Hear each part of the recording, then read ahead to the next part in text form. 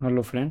आज આપણે બુક રિવ્યુમાં કિશોર કેરવેડ એકેડમીની આ એક બુક છે પીએસઆઈ માટેની મેઇન્સ માટેની બુક છે પેપર 2 માટેની ગુજરાતી અને અંગ્રેજી વર્ણનાત્મક જે પેપર છે એના માટેની આ બુક બનાવવામાં આવેલી છે। અહીંયા ખાસ તમને જણાવી દઉં, અહીંયા પેપર 2 માટેની બનાવવામાં આવેલી છે અને આટલા ટોપિક જ આમાં કવર કરેલા છે। ગુજરાતી અને અંગ્રેજીના જે કંઈ છે વર્ણનાત્મક એટલે લેખિત પરીક્ષા જે છે એનો ટોપિક આમાં કવર કરેલા છે। આની પહેલાં પણ આપણે એક બુક રિવ્યૂ કરેલા છે, પીએસઆઈ માટેની છે પેપર 2 માટેની યુવા ઉપનિષદની, એ પણ તમે જોઈ લેજો અને આ બુકનો રિવ્યૂ પણ તમે જોઈ લેજો। એટલે બંનેમાંથી જો તમારે જે કંઈ લેવું હોય એ તમે લઈ શકો છો અને બંનેનું કમ્પેરિઝન વિડીયો પણ આજ આવી જશે, તો તમને ખ્યાલ આવશે બંનેમાં શું ડિફરન્સ છે। અને વિડીયોમાં તમને એ પણ જણાવી દઈશ કે આ બુકમાં કઈ રીતના ટોપિક બધા આપેલા છે, કેટલા આપેલા છે, કેટલા ઉદાહરણો આપેલા છે અને કઈ રીતના સમજાવવામાં આવેલા છે। આપણે બુક રિવ્યુ માટે લાવતા હોય છે જેથી કરીને વિદ્યાર્થી મિત્રોને ખ્યાલ આવે કઈ બુક સારી છે। અહીંયા પહેલાં તમને ઇન્ડેક્સ બતાવું, જે રીતના આપણે દરેક વિડીયોમાં બતાવતા હોઈશું, જેથી કરીને વિદ્યાર્થી મિત્રોને ખ્યાલ આવે કે આમાં કયા કયા ટોપિક છે। અહીંયા પેલું જે છે એ ઇન્ડેક્સમાં પેલું આપણે ગુજરાતી પેપર માટેનું આપેલું છે પાર્ટ એમાં।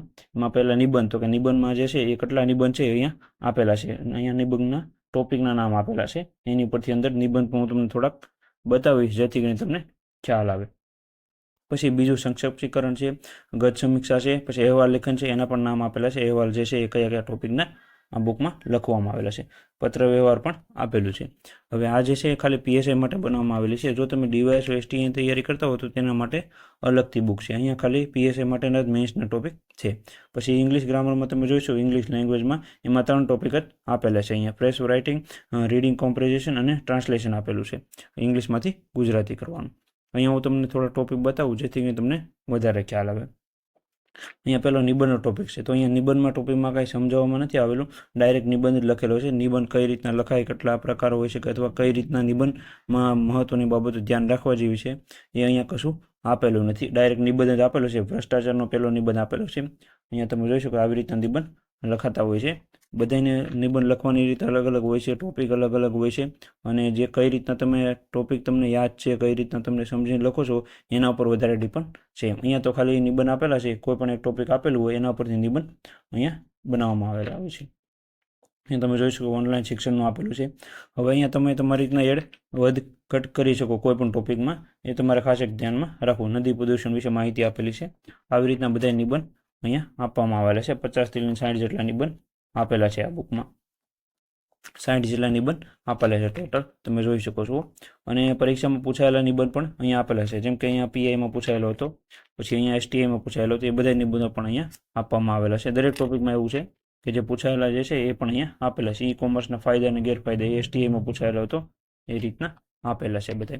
પછી સંક્ષિપ્તીકરણ, તો કે અહીંયા થોડીક સમજણ આપેલી છે, જેમ કે સંક્ષિપ્તીકરણ કોને કહેવાય છે, કઈ રીતના તમે અહીંયા તમે જોઈ શકો, સાર લેખન માટે નીચેના મુદ્દા ખાસ ધ્યાનમાં રાખવા, એટલા મુદ્દાઓ ખાસ તમારે ધ્યાનમાં રાખવા જોઈએ। આનાથી તમારે બેઝિક માહિતી ખ્યાલ આવશે કે તમારે કઈ રીતના સંક્ષિપ્તીકરણ કરવું, 1/3 પાર્ટ કહેવાય છે, એ કઈ રીતના તમારે કરવું કોઈ પણ ટોપિકનું। અહીંયા તમે જોઈશું આ એક મુદ્દો આપેલો છે, એનું સંક્ષિપ્તીકરણ એટલે આ રીતના તમારે બનાવવાનું હોય છે। આવી રીતના આના પણ ઘણા બધા ઉદાહરણો આપેલા છે। ગંધ સમીક્ષા આપેલી છે, એ તમે જોઈ શકો છો। એમાં પણ અહીંયા સવાલોને આપેલો હોય છે, કોઈ પણ ફકરો આપેલો હોય છે એની નીચે સવાલો હોય છે, એને તમારે ફકરો વાંચીને એના જવાબ લખવાના હોય છે।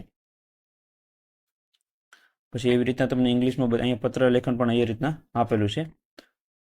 તમે જોઈશો અહેવાલ લખન આપેલા છે, તો કે અહીંયા પણ થોડાક ફોર્મેટ આપેલા છે, ઉદાહરણો કે આવી રીતના તમે લખવા, આ રીતના પત્ર હોય તો, જેમ કે અભિનંદનનો પત્ર હોય તો આ રીતના, વિનંતીનો પત્ર હોય તો આ રીતના લખવાનો, એવી રીતના માહિતી બધી આપવામાં આવેલી છે। પણ ઇંગ્લિશમાં પણ તમને બતાવી દઉં, ઇંગ્લિશમાં અહીંયા તમે જોઈ શકો છો પેલું પ્રેસ રાઇટિંગ આપેલું છે, એમાં પણ એ રીતના જ છે, ટોપિક આપેલો છે, એના જે છે એ નીચે અમુક ટોપિક આપેલા હોય છે, ઉદાહરણો, એ તમારે ખાસ યાદ રાખવા। અને અહીંયા થોડુંક સ્ટેપ વાઇઝ કઈ રીતના વાંચવું એની પણ માહિતી આપેલી છે લખવાની, અને સાથે સાથે ગુજરાતીમાં કરેલું છે ઇંગ્લિશમાં જ તે, પણ સાઈડમાં એટલે કાઉન્સમાં ગુજરાતીમાં લખેલું છે, એટલે તમારે વાંચવામાં પણ સરળ રહે। જેમ કે અહીંયા તમે જોયું find out the central idea, એટલે ફકરાનો મુખ્ય વિચાર શોધી કાઢો, એવી રીતના એટલા ટોપિક ખાસ યાદ રાખવા। જેમ કે આ એક ફકરો આપેલો છે એમાંથી તમારે કરવાનું હોય છે ટોપિક। અહીંયા તમે જોઈ શકો કઈ રીતના, અને સાર ન બદલવો જોઈએ, જે ટોપિક કહેવા માંગે છે એનું તમારે જે સાર હોય છે એ તમારે ખાસ ધ્યાનમાં રાખવાનું, એ રીતના આના માર્ક ડિવાઈડ થતા હોય છે। આવી રીતના એક આ બુક રિવ્યૂ હતો। અહીંયામાં બહુ કાંઈ એટલી બધી માહિતી નથી આપેલી, બધી આવી રીતના ખાલી લખેલું છે મુદ્દાઓ બધા, એ તમે જોઈ શકો છો। રિવ્યૂ આપણે એ માટે લાવતા હોઈએ છીએ જેથી કરીને વિદ્યાર્થી મિત્રોને ખ્યાલ આવે. અને બુકનું પ્રાઇસ તમને જણાવી દો, 249 રૂપિયાની પ્રાઇસ છે.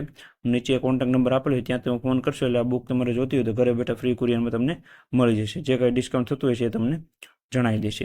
અને આ બુક ખાસ એક તમારે ધ્યાનમાં રાખવું કે પીએસઆઈની જે આ બુક છે આને આ બુક લેવી કે યુવાપનિષદની, તો મારા મત મુજબ તમને જણાવી દઉં કે યુવાપનિષદની આની કરતાં વધારે સારી છે, તમે લઈ શકો છો. અહીંયા આપણે કોઈ પણ પ્રકાશનની વાત નથી કરતા, કમ્પેરિઝનની વાત કરવી છે, જેથી કરીને જે વિદ્યાર્થી મિત્રો હોય એના પૈસા અને સમય ન બગડે. આ બુકમાં અમુક ટોપિક સારા છે, એ બુકમાં પણ અમુક ટોપિક સારા છે, પણ મારા મત મુજબ યુવાવાળાની બુક વધારે સારી છે, એ તમે લઈ શકો છો. બાકી જો તમે આ બુક લઈ લીધી હોય તો એવું નથી યુવાવાળાને લેવી, તમે આ બુક પણ વાંચી શકો છો. એટલે ખોટા પૈસા ન બગાડતા. તમે જો પીએસસીની આ બુક લઈ લીધેલી હોય તો આ બુક તમે રીડ કરજો, અને એ બુકમાંથી તમારે લેવાની જરૂર નથી. કોઈ પણ એક બુક હોય એ તમે લઈ લીધી હોય તો એમાં બહુ જાજો ડિફરન્સ હોતો નથી, પણ કમ્પેરિઝનમાં તમારે ખાસ એક આવી રીતના વિડીયો તમે જોતા હો તો તમને થોડો ફાયદો થઈ શકે છે. અને એવું નથી હું ખાલી આ બુક આનું રિવ્યૂ બધા ટોપિક જોઉં છું અને કમ્પેરિઝન માટેનું ખાસ એક ધ્યાન રાખું છું, જેથી કરીને વિદ્યાર્થી મિત્રોને ફાયદો થઈ શકે. અને વિડીયો ગમે તો લાઇક કરી આપજો, તમારા મિત્રો પર શેર કરવો, જે મિત્રો પીએસઆઈની તૈયારી કરે છે, જેથી કરીને એને પણ જો બુક લેવી હોય તો એને ખ્યાલ આવે કઈ બુક લેવી અને કઈ કઈ બુકમાં માહિતી કેટલી આપેલી છે. Thank you.